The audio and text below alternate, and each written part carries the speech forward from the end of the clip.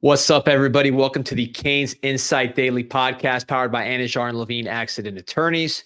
Portal's still going, but the offensive side of the ball, I think, is closed when it comes to the Canes. So we can dive into this offense. How good can it get? We'll look at some very intriguing numbers that tell a story of what some of these new additions can do for this Miami offense. Also, if you stay tuned to the end, we'll be debuting the new Canes Insight theme song, intro song. Shout out to Marty, Magic City Sounds. You guys will love it. So stick around till the end. First, I want to tell you about some folks that are always going to stick around till the end of your situation, and that is Anijar and Levine Accident Attorneys. They're the absolute best when it comes to accident litigation. 1-800-747-FREE, 1-800-747-3733. Take back control of your life with Anijar and Levine. Pete, come in here. So, Pete, we've been doing portal shows basically every day. Defensive portal, I think, still has some work to do. We got some pods queued up. Hopefully we could use them on some of these commits on the defensive side of the portal. But the offensive side, I think we kind of know what this offense is going to look like. So I thought it'd be a good time to take a deep breath and look at how good this offense could potentially be with a little statistical breakdown. Definitely. And I'll start to pull them up here. The first thing we're going to take a look at, is a couple numbers from Miami's offense last year. Bottom line, points per game, 30 points per game, 38th in the country. Yards per play, 6.1 yards per play, 25th in the country. Each of those numbers aren't terrible, right? No, not at all. And I think, part of this and what I'm pulling up here is this was a significant improvement from last year. I mean, meaning the year prior with Gaddis in 2022. Just for some reference, Miami's offense in 2022 was 114th in the nation with 19 points per game. So to jump from 19 points per game for 30 points per game, that's a monumental leap, again, from the deep hundreds to 38. By the way, all these stats are from teamrankings.com, which looks at all the Division I teams, but keeps out stats from non-FBS games. So these are really, to me, the best stats that tell you the story of the team and don't have the inflated kind of scrimmage stats. So again, you jump from 19 points per game against FBS opponents to 30.1 points per game. That's a massive leap, but 38, not necessarily where you want. Yards per play, which is to me a very good measure of efficiency, at 6.1 yards per play, 25th. This was explosive offense that wasn't just running a ton of plays. It was getting significant amount of yards when it ran plays.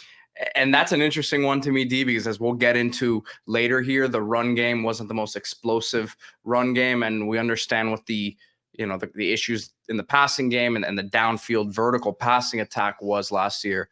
For them to still be ranked 25th, it's a pretty interesting number there. But again, not where Miami wants to be. We want to be in that top 10 of both of these categories. And the question here is, when you add a Cam Ward, when you add a Damien Martinez, when you bring back some elite offensive linemen, add a Sam Brown, bring back Elijah Arroyo from health, how high can this get? So this is the baseline. Again, major improvement from the disaster that was 2022, but still not where we want to be. Now it's only going to get uglier here as we go through. We'll take a look at the Canes' weaknesses, or biggest weaknesses last year. The interception percentage, 3.48%, which was 106th in the country, and then passing yards per game, 250.4 per game, which was 47th. Yeah, and look, I think obviously the big one here is the interception percentage, because people looked at those stats before and probably were saying it didn't feel like our offense was that good. And the reason it didn't feel like that was because of the interception percentage. Miami turned the ball over at a ridiculous rate, at 106th. 3.48% of passes are getting picked, which doesn't seem like a lot, but obviously that puts you at the bottom of the country. And what makes it more egregious is you had a great offensive line. And I think one thing that you saw was the explosive offense at Texas A&M game. It got restricted because the whole team, including the coaching staff, was in fear of Tyler Van Dyke throwing an interception because of these numbers you're seeing. If he's throwing those kind of picks with great protection, just because he's seeing, zone coverage, the team's playing the pass, that really limits what you can do, because obviously turnover margin, the old cliche is true, is the biggest indicator of win-loss. When you see that number, that explains why Miami did not win as many games as they would like last year. And the passing per game, 47 is not that bad, but Miami was actually one of the more pass-happy teams in the country. I know the cliche is that Mario was just going to be running the ball down people's throats, but actually Miami passed way more than they ran, even relative to the rest of the country. So when you only have 250 yards per game, throwing it as much as Miami did, that is not a great number, Pete. Now, taking a look at some positives in terms of Cam Ward here, some of his biggest strengths from last season, the interception percentage, 1.69%, 19th in the country, and then the passing yards per game, 322.6, sixth in the country. So obviously, this is why many people nationally are kind of seeing this and saying he fits like a great piece to the puzzle here, because we just highlighted it. I mean, you look at weaknesses for Miami last year were his biggest strengths. Yeah, I mean, start with the interception percentage. Cam Ward, you see it on film and you see it with the numbers and you hear it talking to people around the program. I just think Cam Ward, just smarter with the football, probably smarter overall, just as a player, as a leader of the team, and decision-making, accuracy. The numbers speak for themselves. He is accomplishing way more with the ball in his hands and protecting the ball way more than Tyler Van Dyke did. The passing yards per game, 322. That's sixth in the country for Cam Ward. If Cam Ward put up the same stats he put up last year, you're talking about Miami's single season passing record, which amazingly is still held by Bernie Kosar. I couldn't believe that when I looked at that Bernie Kosar still has the single season passing record. That shows you how far ahead of the game Miami was back then in the 80s and how maybe they didn't stay with the times since then, that record stayed up. It's kind of like Joe Namath still having the passing yardage record for the New York Jets. Not a good sign. Good sign back then, but not when you look at it right now. So I think Cam Ward obviously is going to pass the ball with more frequency and effectiveness, but the decision-making with the ball, I think, is the key improvement that Cam Ward is going to bring.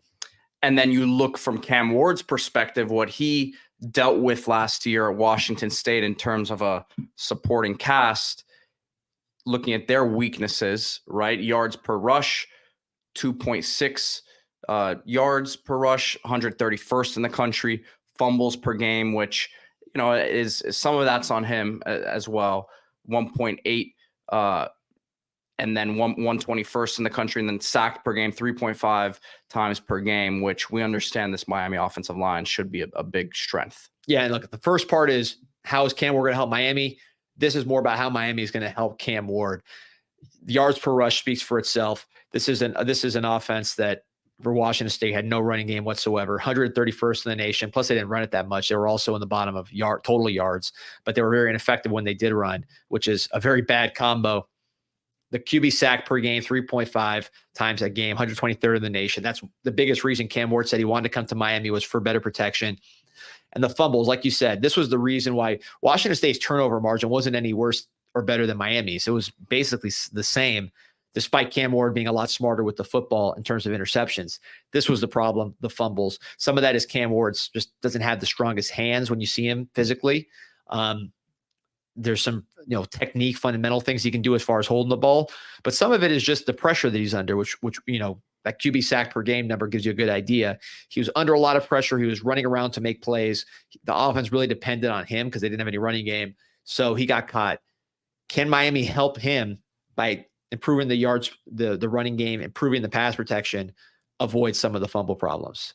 And we'll look at Miami's biggest strengths last year: yards per rush, 5 yards per carry, which was 20th in the country, and then quarterback only getting sacked 1.3 times per game. So less than 2 sacks per game allowed there. That was good for 17th in the country. Right. And that was with some coverage sacks too. Cam Ward mentioned that he saw coverage sacks when he looked at the film.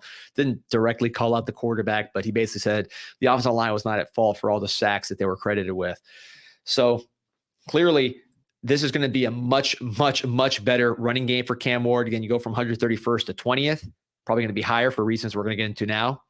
And then the offensive line goes from one of the worst, really the bottom of the barrel, to one of the best. He also has the ability to elude, and even if someone does get through, make that first guy miss. He just has to do it less often. So a match made in heaven from that standpoint.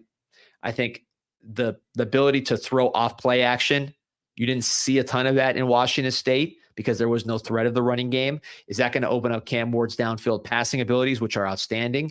Obviously, it's an air raid offense, but this is sort of a hybrid. You do see more play action, kind of pro-style elements to this passing attack with Shannon Dawson. I don't think he's going to shy away from that, even though maybe it'll be certain air raid elements that are more prominent when you have a quarterback like Cam Ward, who's been an air raid quarterback the whole time. I do think that you will see play action and taking advantage of that run game and these receivers that can get deep, along with Cam Ward's ability to go deep. And by the way, nobody goes deeper than caneswear.com. And Caneswear, it is Panther season. The playoffs are rolling. They are your one-stop shop for anything that is Florida Panthers related. I got the rat here in the studio, got a bunch of Panthers stuff. Go down to Caneswear in Davie, Arrowhead Plaza, or caneswear.com. Get your Panthers gear, load up for the playoffs, show everybody what team you support, caneswear.com. All right, Pete, what we got? Well, you just mentioned the running game there, and I think this is a topic, D, that Canes fans have talked about the last couple of years, but last season in particular, we were discussing, and it seemed like every other week on the podcast or on our live shows, right, which was the lack of big plays in the run game.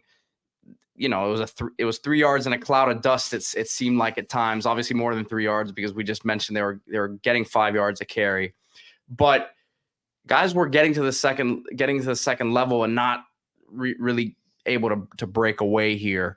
As you mentioned here, Henry Parrish and Don Chaney, two guys who are no longer with the Canes program, 0 runs over 40 yards in their entire Miami careers. And then Damien Martinez, it's a crazy stat here, 8 runs over 40 yards in his first 2 seasons out there at Oregon State. Yeah, so with Martinez, by the way, those 2 seasons were his 18 and 19-year-old years. You know, he just turned 20. So as a teenager putting up those numbers. But yeah, I think that to me was one of the most jarring stats when I went back and looked at it after the season, which was we were so good up front with our offensive line. We averaged 5 yards a carry, which is very good. But rack your brains. I mean, Canes fans, fill me in if I'm missing something. What long runs did Miami have this year?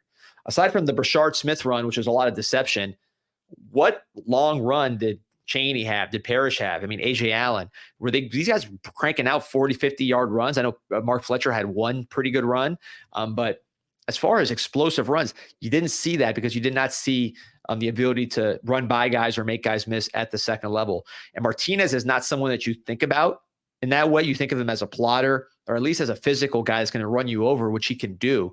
But this is a guy who averaged 6.1 yards per carry. Oregon State, as a team, averaged 4.7. So he was the guy making all those explosive plays for Oregon State. And again, 8 runs over 40 yards in his first 2 seasons, 18 and 19 years old. What's he going to do when he had good blocking at Oregon State, good run scheme, but now he's going to get even better blocking and, of course, a better passing game to take away some of the defenders in the box when you're going against Cam Ward as opposed to DJ Ugalele. Well, I bring up the stats here that you compiled: 39 runs over 10 yards, only 5 P5 running backs with more, and then 6.1 yards per carry as well. So, I mean, the numbers are pretty staggering, as you mentioned. Look, Oregon State had a pretty good offensive line in terms of the run game there for sure. But we understand that should be a strength for Miami as well. Yeah, and again, it's the whole picture. You can't game plan against Damien Martinez like you did when you played Oregon State. DJ, I know I rip on him because he's an FSU guy, but the truth is DJ is not the threat that Cam Ward is passing the ball. Certainly the skill positions at Oregon State outside of Martinez are not comparable to what Miami has. So are you going to just try to take Damien Martinez out of the game? What happens then with the dynamic downfield threats that Miami has and Cam Ward's ability to throw it down the field? Again, that's that play action we talked about. If you don't take Damien Martinez out of the game, you've seen his ability to just run you over. And this offensive line, this is not a tricky offensive line. This is not an offensive line with a lot of deception. It's really about just plowing you and moving people out of gaps. These are people moving offensive lines. This is a people moving offensive line, people moving offensive linemen. Talking about Francis Mauigoa, Inez Cooper, Jalen Rivers. I would put all those guys in the top category of offensive linemen, certainly in the ACC, if not nationally, and they have plus size. Zach Carpenter, not as athletic as a Matt Lee, but is a more physical, stronger, bigger player. On double teams, he can move folks. He was a Big Ten All-Pro mention for a reason. He's used to being a physical guy. And then, of course, left guard, we'll see what happens if you get a guy like Pancake in there who can wrestle guys, to the ground and has tremendous torque.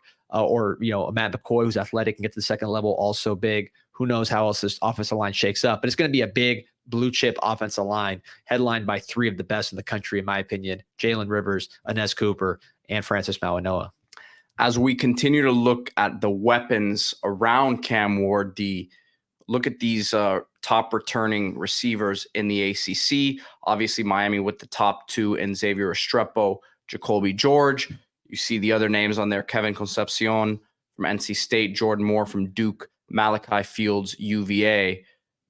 But you see Sam Brown up there on the graphic, 815 yards, right? Would have been fifth on that list. So technically, and I know he didn't play in the ACC, but Miami now bringing back three of the top five by the numbers receivers in the conference. And to me, the numbers don't do Sam Brown justice considering their quarterback situation last year and his physical skill set. To me, forget about the numbers. You know what you're getting with Xavier Restrepo, Jacoby George. If he continues to mature, right? Obviously on the field had some stuff that happened last year that probably derailed and took away from his success on the field. But talent-wise, we know what he is. Sam Brown, size, after the catch, speed, vertically. I expect him to be a huge huge addition to this offense. Yeah, and it's interesting. You go through one by one. Restrepo, you say, okay, Restrepo is TVD's roommate. He's not going to do any better than he did with TVD. And maybe that's the case. But then when Jakari Brown started, he passed it to Restrepo more than anybody. And then the spring game, which we all saw, Restrepo was going insane, and Cam Ward was feeding him constantly. Red zone, first down, big plays, run after catch. Restrepo was targeted repeatedly by Cam Ward. So I don't see his production going anywhere. I think if anything, it's going to increase because he's just getting better as a player because of his work ethic. Jacoby George, I think if you talk about who was the beneficiary of TVD, it'd be Restrepo. The person who suffered the most with TVD struggles to me was Jacoby George. It's no coincidence, I don't think, that the one game that Emory started, or the second game that Emory started against Florida State, Jacoby George went absolutely insane. That was probably one of the best performances we've seen against FSU from my player in a long time. Jacoby George just went absolutely nuts, catching balls from Emory. So someone like Cam Ward, who loves to throw those 50-50 passes, loves to give his receiver a chance to track the ball and make a play, I think that fits like a glove with Jacoby George's skill set. I think Jacoby George is very similar to some of the receivers Cam Ward had at Washington State and the way he plays, and brings a different dimension with his ability to track the ball. And then last one, Pete, Sam Brown, like you mentioned, the physical ability of a Sam Brown, 4.45 verified, 6'2", 195, 38 vertical inch verified, second in the state in long jump, second in the state of Georgia in the long jump, 24 plus inches. So this is a guy that can 24 plus feet. This is a guy that could really, really move, and someone like Cam Ward who can get the ball to him, allow him to make plays, and move with the ball in this air raid offense, I think is going to be a godsend really to all three of these receivers. Yeah, and listen, it's interesting because with Brown, when was the last time Miami had a receiver with listen, they've had tons of guys with physical ability, but with the production to back that up as well. So to me, Brown, it's been to me the biggest get this offseason, right? Other than a Cam Ward, because I think he really opens up the potential of what this offense could be in terms of the big plays.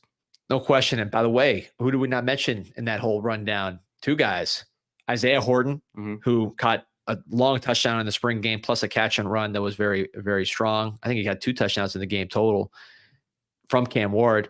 And then through many throughout the spring. And then also Elijah Arroyo, the tight end, who was the first person, Pete, when we sat down with Cam Ward, the first person he mentioned was Arroyo. And he says he's been killing it all spring. The spring game, you didn't see him get loose, but that he was dominant throughout the spring, which we saw. And I certainly saw practice seeing Elijah Arroyo. So, and I'll take it a step further. The guy who many would say was the best, we don't want to get too excited here about it because we're talking about a bunch of guys who are proven, but some would say the best offensive player, right, during spring, Elijah Lofton. So, we don't have the stats to kind of show that right now, but as a movable chess piece on this offense is going to be very exciting to see how he's used. No, great point, P. And don't forget JoJo Trader and Nikar, who were really also the stars of spring alongside Elijah Lofton. They might not be relied upon. They don't need to be. We just showed you the stats of the top 3 receivers plus Horton. But 1 play a game, 2 plays a game, they can help change the scoreboard with their dynamic ability, especially when they're matched up against your third, fourth, fifth best defensive back. They can cause a lot of problems. Another guy who I think really is going to change the face of this offense as a new player, even though he was here last year, is Chris Johnson, the fastest running back in the country according to track times. You're worried about all these things. You're worried about getting, smashed by Damien Martinez. You're worried about these three receivers killing you or the tight end killing you, Cam Ward. What happens when this guy, Chris Johnson, gets the daylight that Parrish got last year, that Chaney got last year, and now he's at the second level? He's not going to just go down and trip.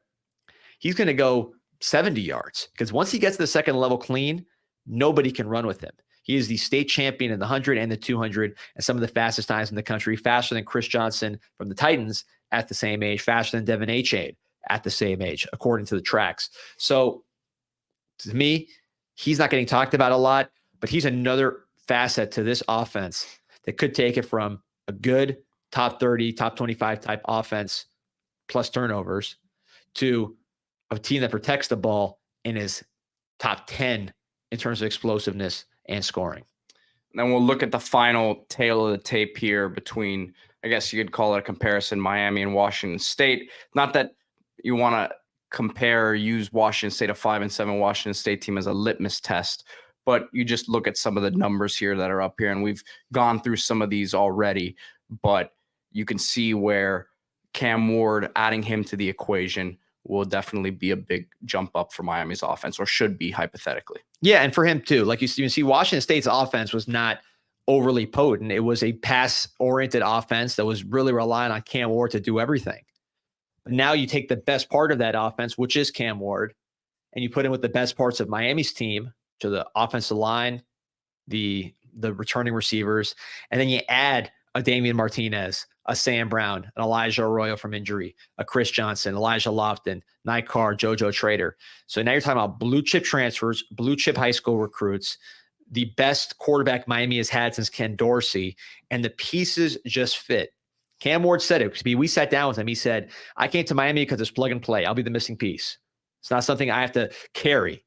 I can just be the piece that's missing. I think when you look at these numbers as sort of puzzle pieces, you see where Miami fits in from Cam Ward's perspective, and you see how Cam Ward fits into what Miami really needs. So again, just a little exercise we did with the numbers to see how this offense could really take it to the next level with some of their additions at quarterback, running back, wide receiver, and the continued excellence, hopefully, of the offensive line. And look, we'll do something like this for the defensive side as well, D, once maybe there's another addition or two there. So we'll see what happens there. But like you said at the start of the show, stay tuned. The Canes Insight theme song is going to be debuting fully. If you listen to the audio form of the podcast, you've heard it already. But shout out to our boy Marty. You can follow him at Marty Mar Miami, or Marty Mar MIA on Instagram. Check out his new album, Whispers from a Muse, and the beat from Paul at Magic City Sounds. Hope you guys enjoy. Go Canes.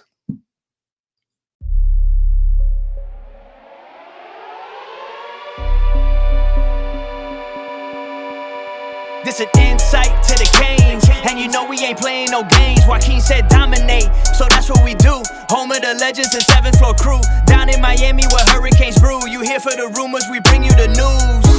Cause it's all about